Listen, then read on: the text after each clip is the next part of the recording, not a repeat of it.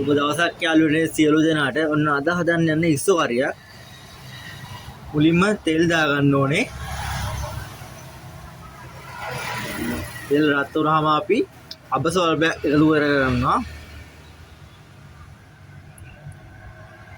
දැන් අබ පුපුරලා තියෙන අපි සුදු ලුණු දාගන්නවා.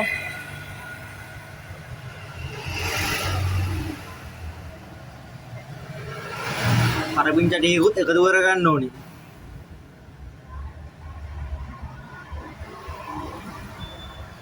දැන් හොඳ කලවම් කරගන්න. දැන් බීලුණුයි අමු මිරිසුයි කපාගෙන එකතු කරගන්න.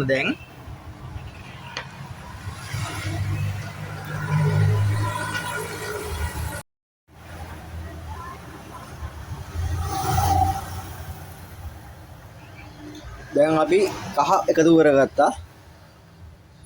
3-5 මිරිස් කුඩු, කෑලි මිරිස් ස්වල්පයක්, තමන්ට සැර ඕන විදිහට ගම්මිරිස් ස්වල්පයක්. දැන් හොඳින් කලවම් කරගන්න මේක.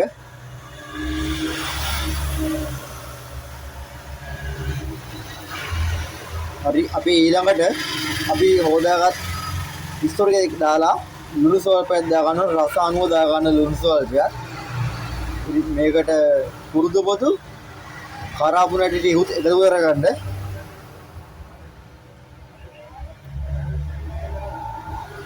හරි, දැන් මේක කලවම් කරගන්න ඕනේ.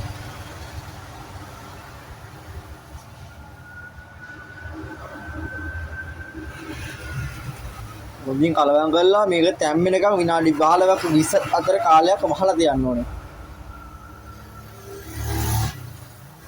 හරි, ඉස්සෝ තැම්බිලා තියෙන්නේ. ආයෙ එකපාරක් කලවම් කරලා අපි මේකට එකතු කරගන්නවා මුරුංග කොළ. ඒ කියන්නේ මේක සැර අඩු වෙන්න. ඇගේ උෂ්ණය නැති අඩු වෙන්න තමයි මුරුංග කොළ එකතු කරන්නේ. අපි මේකත් දාලා හොඳින් කලවම් කරගන්න ඕනේ.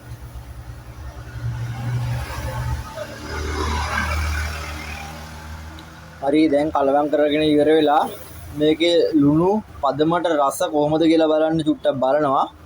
හරි, හදලා ඉවරයි.